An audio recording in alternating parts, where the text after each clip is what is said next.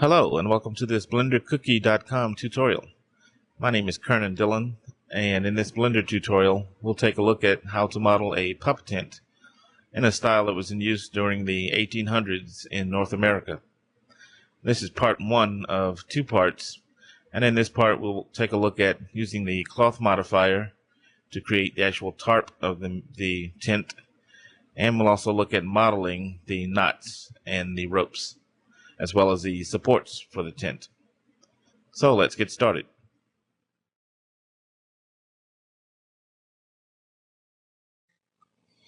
Okay, here we are. We have two different views. I'm going to maximize the UV image editor. And there's our reference image, and you can see the URL underneath it. And we're going to use the grease pencil, and we're going to use this to just trace over the areas that we want to be focused on. And the first thing we want to look at are the stakes in the ground. And we just want to make sure we have the right number in use, and also pay attention to how the ropes connect to them. And as you can see, we're in time-lapse mode. There'll be a lot of that in this tutorial. And also note that a couple of these stakes are connected to two ropes, have two ropes connected to them rather. And now let's take a look at the ropes. I created a new layer for the grease pencil and then set a different color. And you can draw straight lines with the grease pencil by holding down the control key, and a straight line will be drawn between your starting point and your ending point, no matter how squiggly the line gets in between.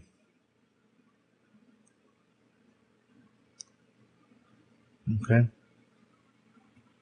And let's create another layer and set it to a different color, and we'll call this one knots, and we just want to circle where the knots are located. And those are two ropes overlapping right there. It's kind of hard to see.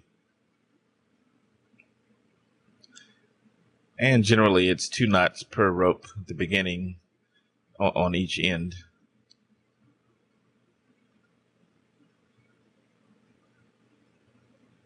And we want to make sure we remember to connect it in some way to the supports. And now let's look at the framing. Basically using tree branches.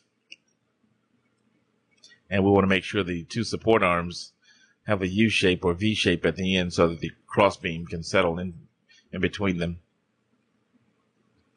And that's about it. And so that covers the structural elements that we want to pay attention to. And we're going to go through these elements one by one.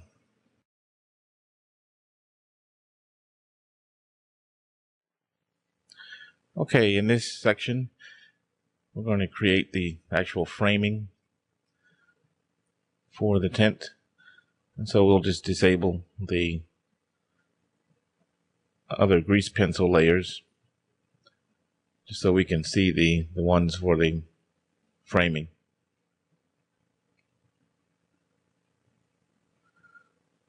All right, and this is going to be pretty simple. We're just going to start with a cube. Let's move it up so that it sits on the grid floor. And I did that in edit mode so that we wouldn't disturb the center point, so that when we scale it, it'll scale upwards and the bottom will tend to stay in place. And then we'll add some loop cuts. And basically we just want to keep this from looking like it's so artificial, so we just need to go in and manually randomize it a little bit, just move things around. And we're going to add a subsurf modifier to this so it will look more like a branch after we do that. And we want to delete the bottom face since we won't be seeing that. And we need to make note that the support arms have a sort of a U shape at the top so that they can hold the crossbeam. And so we'll create that now.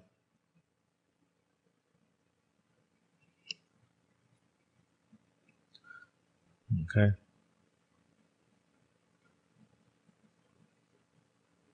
And I think it's important to note that I'm just using a cube.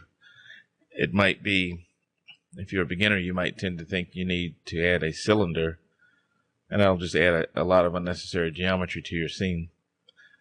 Because remember, when you add a subsurf, the surfaces get interpolated through the points, so 4 sides can become pretty round after you add a subsurf modifier, as you can see. And now we want to add some controlling loops to control the sharpness of the transitions. We don't want it to look so round and so perfect.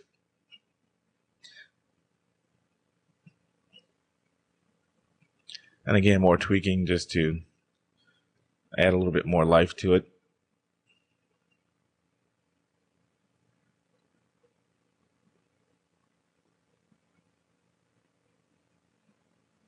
Okay.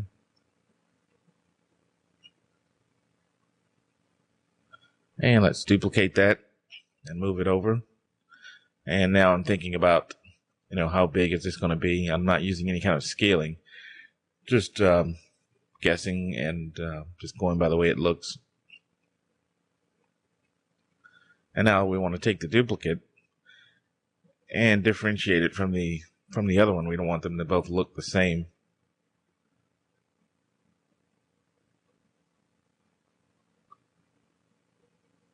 Okay.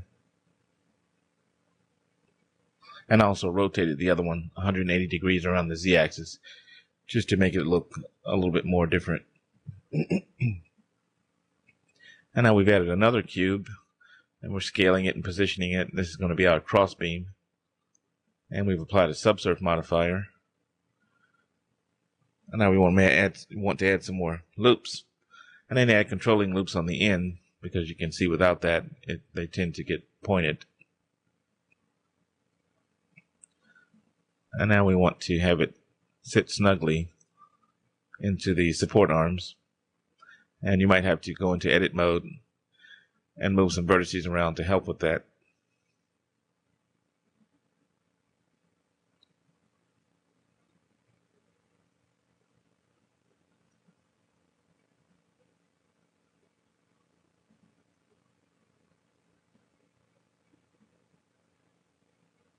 Okay.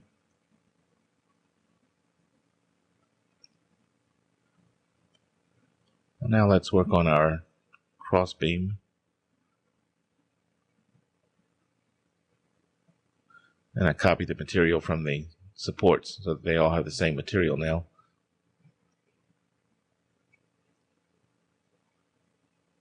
All right, and these are just basic materials so we can have some sort of variety in the appearance. Now you still want to go back and tweak the supports some more so they look a little bit more organic. So you might want to scale some parts. All right, and that's about it for the framing.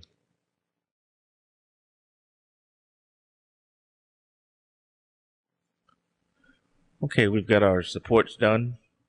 And the next thing we want to look at is creating the tarp for the tent. And so let's disable the grease pencil markings for the supports.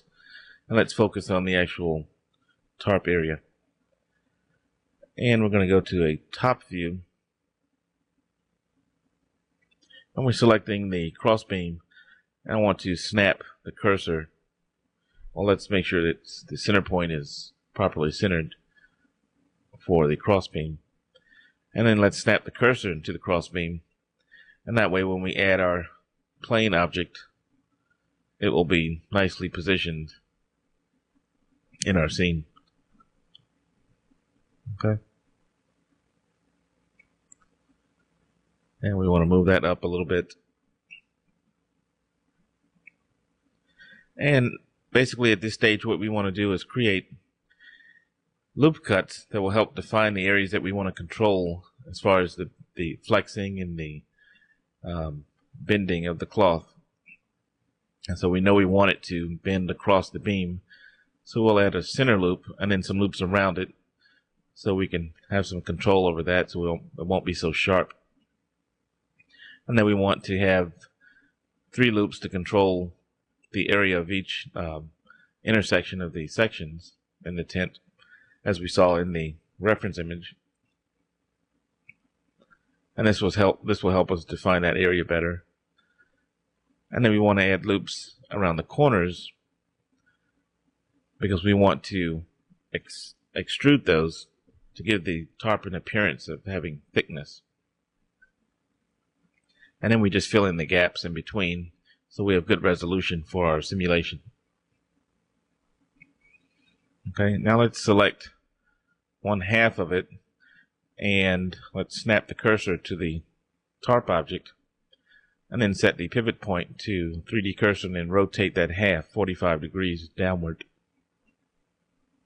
And what we basically want to do is give the cloth simulation a starting point that best defines what our end result needs to be.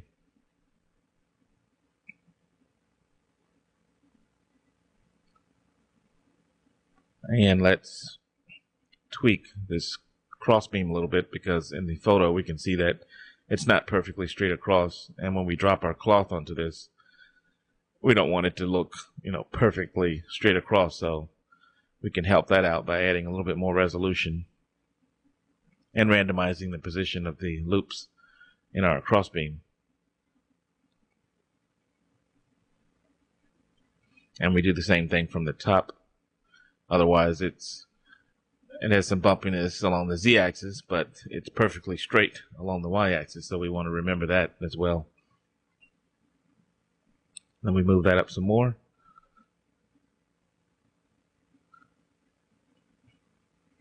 Okay, now when we look at this, we can see that there are areas that have a certain tautness to them, and that when you do a cloth simulation, you don't want to actually have that area move that much. And so we need to control that using weight painting. And with the cloth simulation, anything that's blue is going to be 100% affected by the cloth simulator. And we can bring up the weight paint tools in the 3D view by pressing the N key when we're in the weight paint mode. And we want to turn on the wire, but let's first add a subsurf modifier so we can see the underlying mesh a little bit better when we turn on the wire. And this will help us to define the areas that we paint, so we're not just randomly painting and hoping that it ends up where we want it to end up. We can clearly see the geometry underneath. And just to denote the differences in the tools, if we have it set to soft, it's going to allow you to ramp up to a color, but if we turn off soft, we can color, the actual full color without having to do multiple strokes to build it up to the actual value that we have set for the weight painting. And so let's start with red, and anything red that's weight painted onto your object in the cloth simulator, when you apply it, that won't move. So it's just the opposite, of course, as the blue setting. And any color in between that, the red and the blue, determines the degree of influence the cloth simulator will have on your object. And so we go to the object buttons and the physics button subcontext and set it to cloth. And then when we press Alt-A to animate, the whole thing just drops, even though we do have weight painting in place. So we need to turn on the pinning and select the vertex group associated with the weight painting. And when we did our weight painting, Blender automatically created a vertex group for us, which we can see in the editing buttons window. And so now when we press Alt-A to animate, we see that the blue areas are fully affected by the cloth simulator, while the red areas remain stationary. And so we're going to use this concept to our advantage to help us control the cloth simulator so we get the results that we need for our pup tent. And it can often help to have a timeline open so that we can scrub through and see the results. Because sometimes the results that you want may not be at the beginning or the end. It may be at a frame in between. And we want to set the caching to equal the number of frames in the animation. And we've set that to 60. And I'm going to clean up this weight painting here. And now let's begin weight painting the actual tent as we want it to be.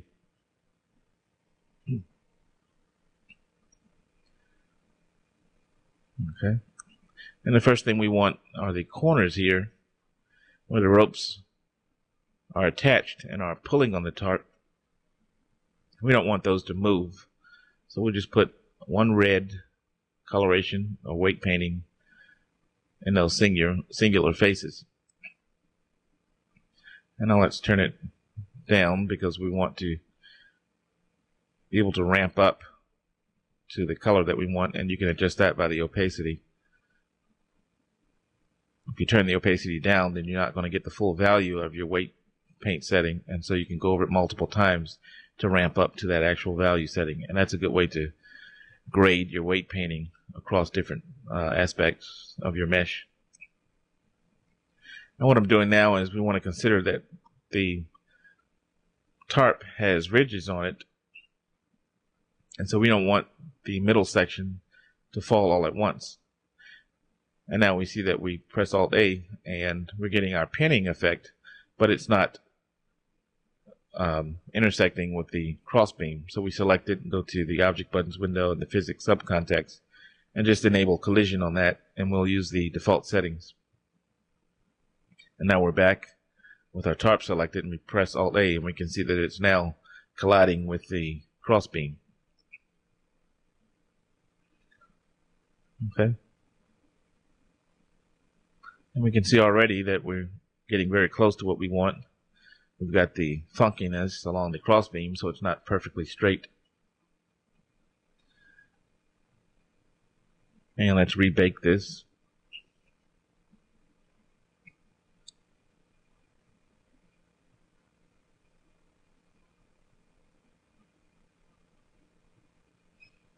Okay.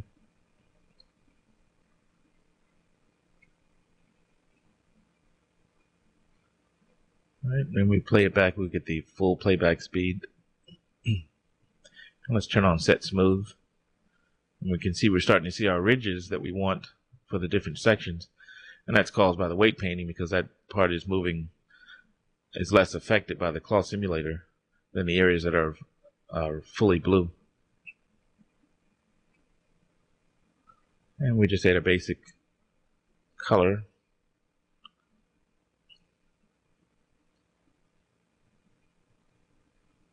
And let's experiment with the values here. We can increase the mass so that it's heavier and it'll pull down more.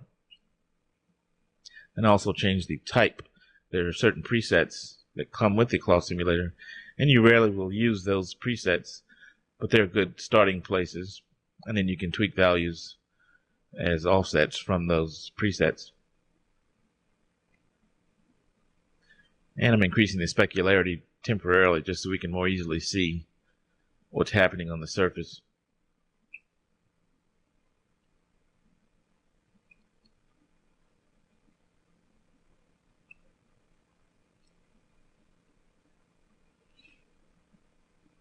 Okay.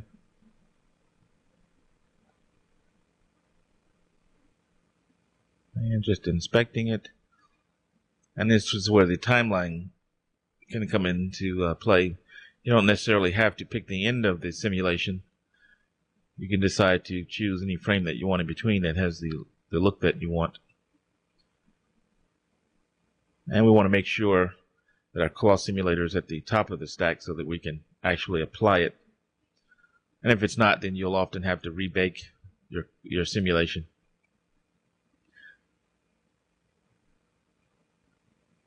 Okay. And let's find the frame that we want.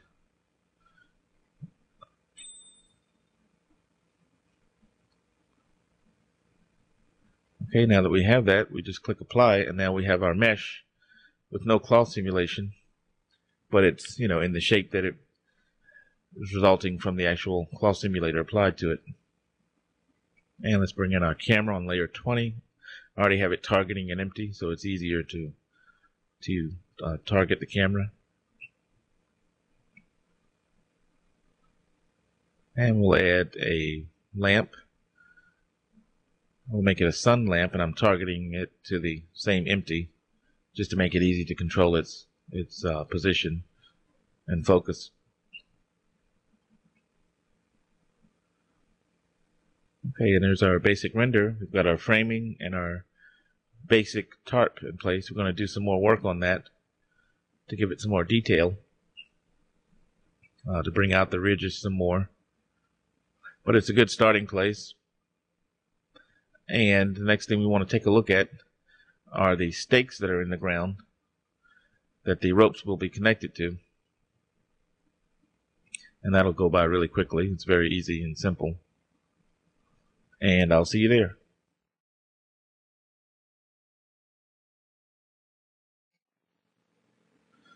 Okay, here we are with our tarp started. We've got some more work to do, but let's work on these stakes now. So let's close the timeline window. And let's turn on our layer in the grease pencil tool where we have our annotations for these stakes. And just take a quick look at what we're working with. We're going to need 5 stakes, or 5 copies of the one that we're going to create. And we're going to go with the most predominant style that we see, the light colored ones, and we won't worry about the one that looks a little bit different. And we can see that they're at angles.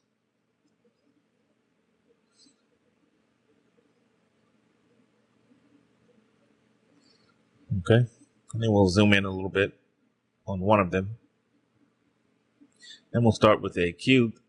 We'll scale it down, and then taper it at the bottom, and then add some loop cuts, and then add one more loop cut near the top so we can have a little platform. And then let's move it up in edit mode so it sits well on the ground. And we want to tweak each of the points so it's not so perfectly and consistently shaped. And that's it. We'll give it a name, and I'm going to give all the other objects names as well. I failed to do that earlier. Okay. And let's give it a basic material. We're going to use a color similar to what we see in our reference image. And let's just work on the scaling just a little bit. And now we want to duplicate this one and position them to align with the seams in the tarp and how we think we would place them, as we would need to place them so that it would properly stretch the tarp over the support beam. And I'm scaling them up a little bit more.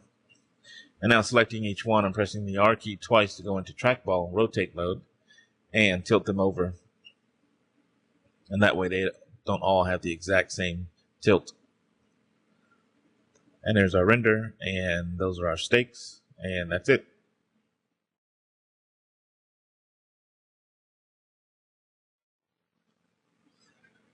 Okay, now we want to begin working on the knots. We've got our tarp and our framing in place and our stakes in place.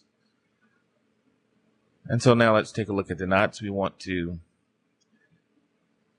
make visible the knots layer in our grease pencil annotations, just to remind ourselves of what we're going to need to work on. Okay.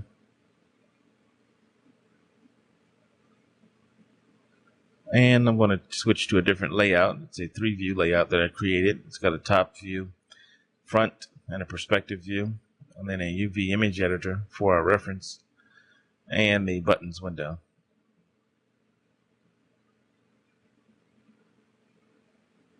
And I think I want to start with the 3D cursor sitting on the what's going to be the ground in our scene.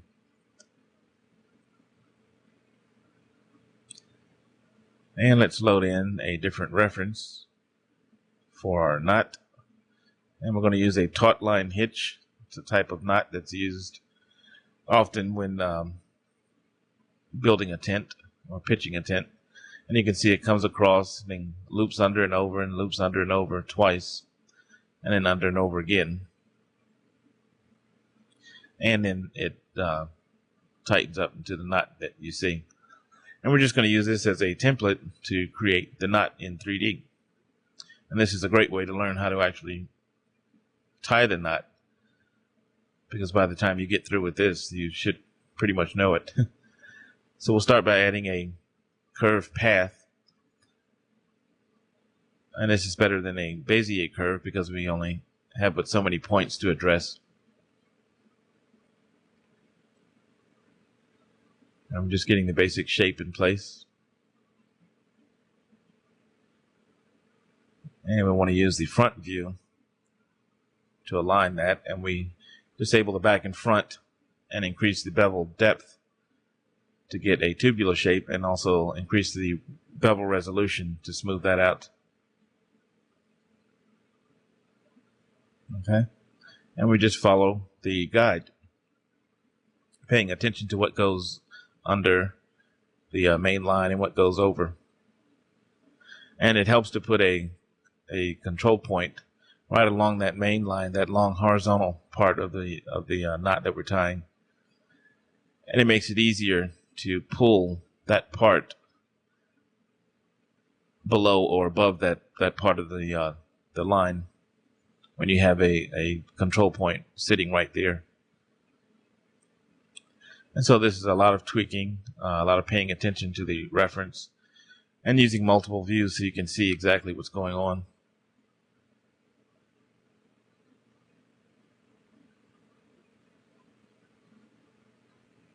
Okay.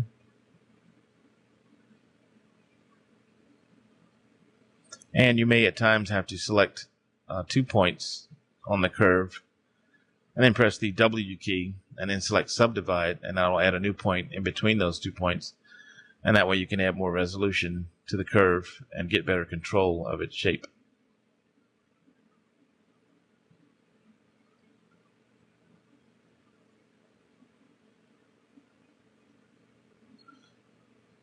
All right.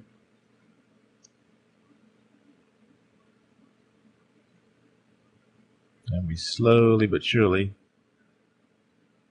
get this to where we need it. And I've selected all these parts in the center with the loops. I'm just going to scale them together and then start moving them in groups. I can make some parts a bit easier. And don't worry about the twisting that you can see there. We can fix that later if necessary. And it is a rope, so we don't need something that's going to be perfectly smooth anyway.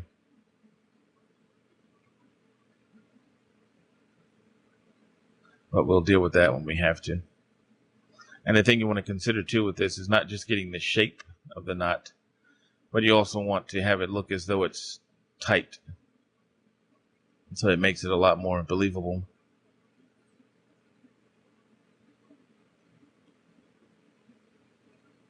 And so you really need to get in there and get those parts really tight.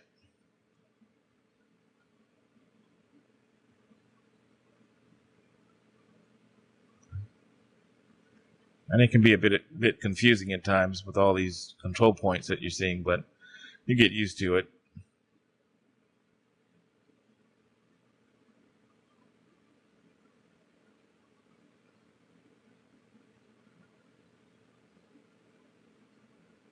And again, you saw there that I added a point in the middle. If you can't get the shape that you need, just select 2 vertices and subdivide them using the W key and select subdivide.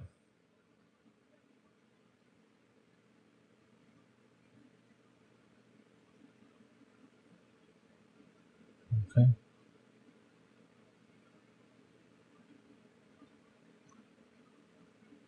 And this is something that's worth spending time on because we only have to do it once. We only have to get it right once. And the rest are just going to be duplicated.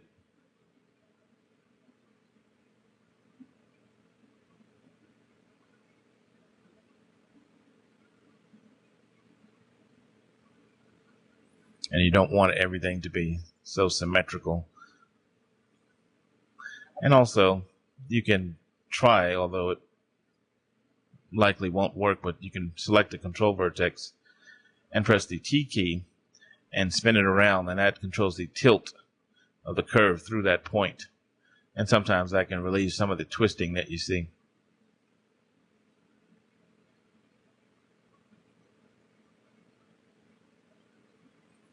Okay, so we've got the basic knot done. Bring it into our scene, scale it down, position it, and I'm looking at increasing the bevel depth, just trying to determine if it's thick enough. And then let's make sure we give it a name, and then give it a basic material with the same name, and give it a basic color. And at this point, we're going to be relying upon the widget, the transform widget, a whole lot, setting it to the normal orientation, and then snapping it to the 3D cursor. And here I'm just duplicating it to each of the stakes.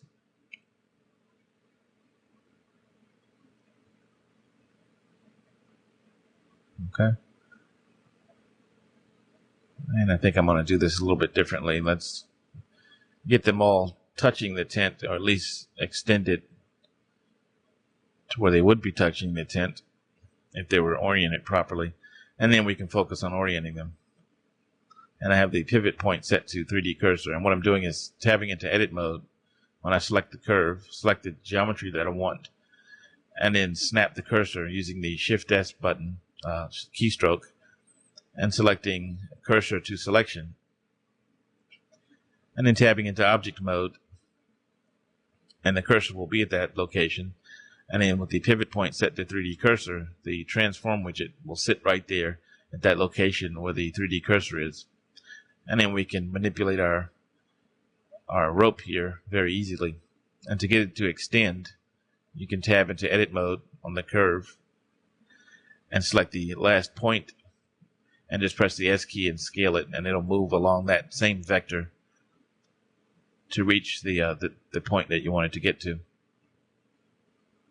And there you see we have our basic rope setup. It still has a lot of work left to do, but we want to get things in place before we start doing more specific things. Okay, and so here's the same scene. I haven't changed anything. And now we've got the ropes on the bottom, but we now need to get ropes connecting to the actual beam that's supporting the top of the tent. Okay. And you can see in the scene that they're using one stake with two ropes, one connecting to the tethers on the tarp, and the other one extending up to the end on the roof support.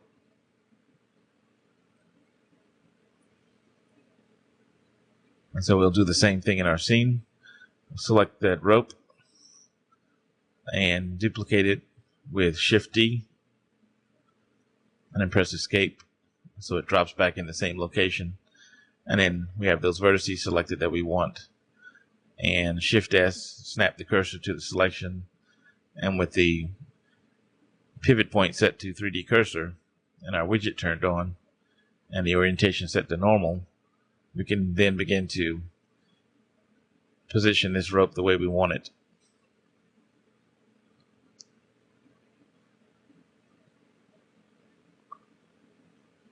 And just want to get the right view so I can see everything I need. And I'm selecting that endpoint and pressing the S key, and you can see how it just extends it straight up along the same vector until I can see it intersecting the support beam. And I'm holding down Shift key while I manipulate the transform widget so I can get fine control of the movements. And we just keep tweaking until we get the intersection that we want with that beam. Okay. And we just repeat the same thing on the other side. So you can see the transform widget is extremely important in something like this.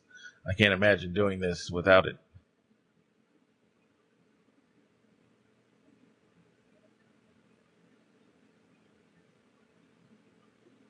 And then we scale that back in. Okay, and that's it. And it still has a lot of work to do, but we're starting to get there, and we'll just add more detail as we go. And the next section, we'll take a look at those details.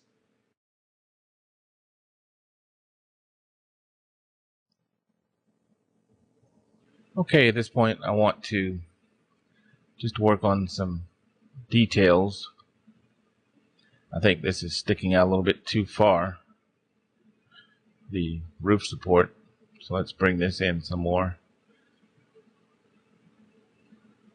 and make sure it's underneath our tarp, which means now we need to move this over the support, and now we need to rotate this rope in place. So we'll snap the cursor and then set the transform widget and then rotate this.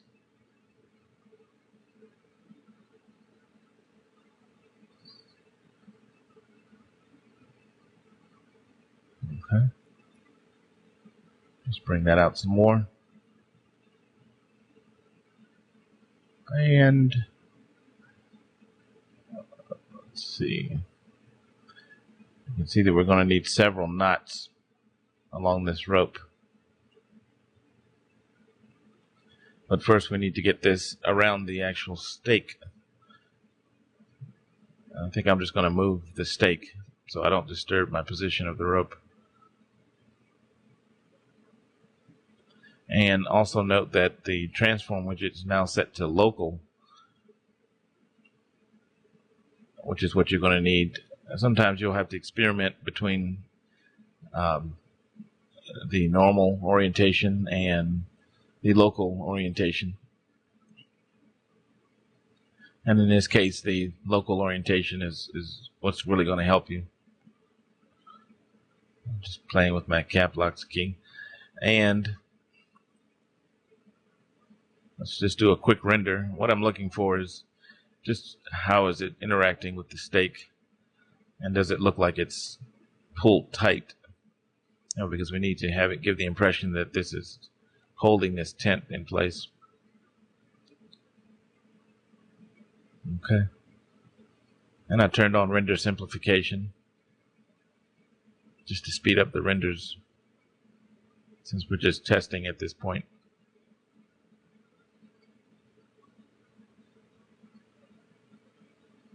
Okay. Still trying to get it to look a little bit like it's under stress. Anyway, we select all of that at the end and press Shift D and duplicate it. And then with the orientation of the widget set to normal, we can just slide it right on up there and everything will align the way we want it. And let's tighten this up at the end, and then let's select the original end piece and just slide it back down and hide it inside the knot there. And then take our loop and place that around the corner of the tent. And I think I want to reposition this entire thing here. So I select the rope and the stake, and I set the orientation to 3D cursor, and then just rotate that and set the orientation of the widget to global at this point, so it doesn't disturb the alignment of the stake on the ground. And right now I'm just trying to get the right alignment so it has the right angle to be believable as actually pulling on this corner. I think that's good enough.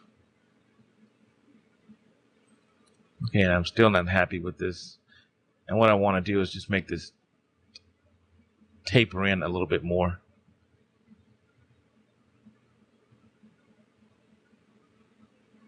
You want that angle as it comes out of the knot, that corner, to be sharper.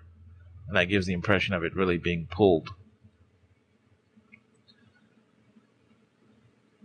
Okay, now let's add a Bezier circle. Rotate it 90 degrees around the x-axis. And set it to 3D and delete the back and or disable back and front and increase the bevel depth and the resolution so we get a nice tubular shape. And this is going to serve as the rope that's wrapped around the support here that's helping to hold all of this in place. And of course we're faking it, so we just need some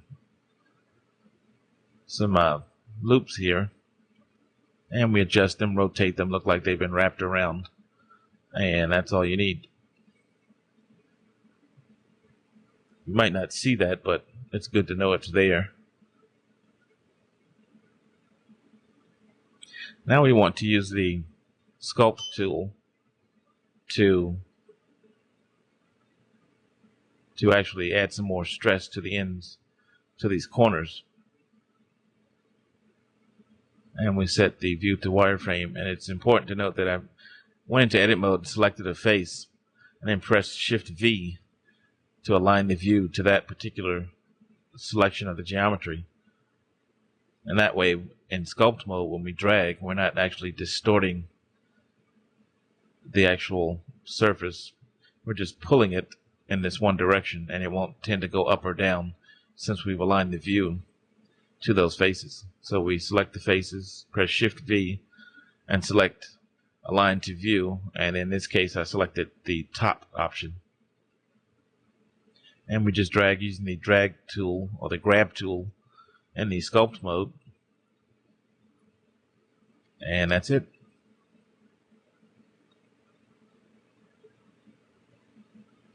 Okay, now let's look at the seams that we have. We don't want it to look so flat and boring like it does now. And then we also need to thicken this up a little bit. And so let's select the outer face loops. And then we want to use a script called Solidify Selection. And we'll set the thickness to -0.01. And that will thicken it inward. And we can see now that that gap between the tarp material and the support beam is now diminished to where it looks like it's really contacting that beam. And now we select this loop. Some of it you'll have to select manually. And we extrude up. And what we want to do here is create a visible seam. So this looks like something that's been actually created and put together. It's not just one complete piece of material. So you see we have a nice seam there. Except it's CG perfect. Everything it's the same thickness all the way around. So now we want to go through and tweak each one of these. And the key to getting around all of this is just selecting a vertex further up and then pressing numpad delete or the dot key on the numpad, and that will zoom you to the location of your selection. And now we can easily go up this side here. I'm just going to do one side just to demonstrate. You can see now that that's not so consistently the same. That tiny thin line there, you give it some variation, and that adds a little bit of life to it.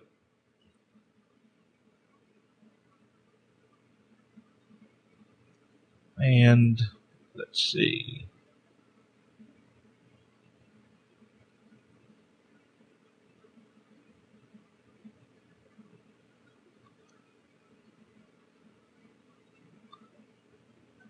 Okay. And that's pretty much it. What we're going to do at this point, I'm going to add some more details, some final details, and it's just more of the same, and we'll take a look at what I've done.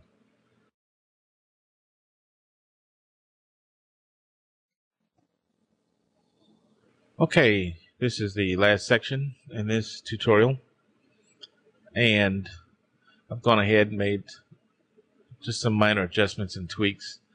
Nothing new, more of the same of what we've been doing, and a couple of new things, but we'll take a look at that. Here you can see things are outlined in green now. That's because they're in groups. And you can multi-select the items you want in a group and then press Ctrl G and select Add to New Group. And you can name them in the Object Buttons window. And the beauty of this is that you can then select any one object in that group and press Shift G. And you have the option to select all the other objects in that group. And that makes selecting similar objects really easy. And you can see I've added a little more detail to the rope here. Just a matter of tweaking that.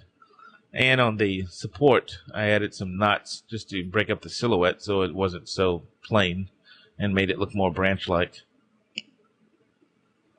And basically you add a loop to isolate the section and extrude that face and tweak the position of the vertices.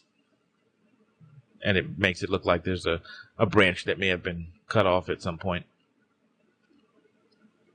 And I've also added some eyelets to the ends of each of the connections where the ropes are.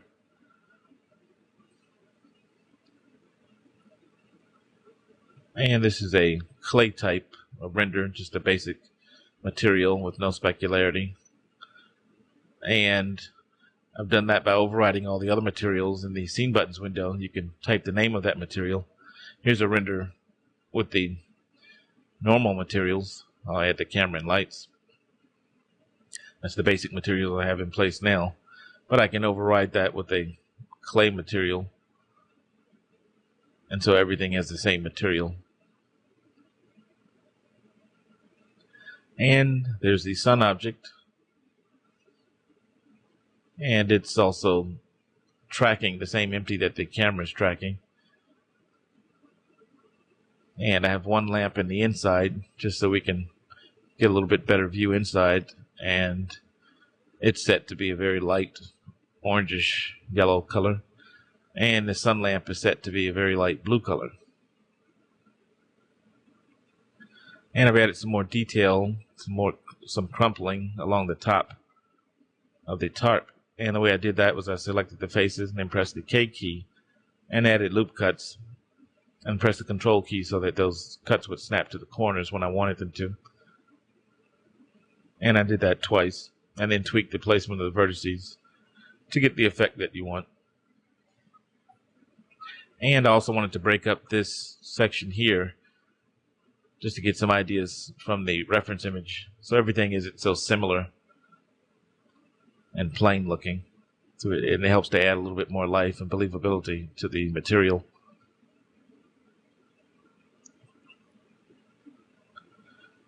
And we also had the issue of getting all of the ropes and stakes to the other side. So you snap the center point, snap the 3D cursor to the center point of the tarp, and then duplicated everything and rotated them around 180 degrees. And then just adjusted everything so that everything lined up on the other side. And made some tweaks so everything didn't look the same as the other side as well. And that's it. Anyway, I hope you've enjoyed this. There's a lot to be learned here. A lot of little details, but most of it's just really the same thing repeating. It's just a lot of detail work that you have to do. And the more time you spend on that, the better results you get. But, we'll stop right here. And the next part in this tutorial, I guess we can call it a series, is just 2 parts. But in the second part, I want to add a little bit more detail to the materials. I'm going to be using procedural textures, and that's all we'll need for this. And then also, we'll add a ground plane and some grass. And that's it. Thanks for watching.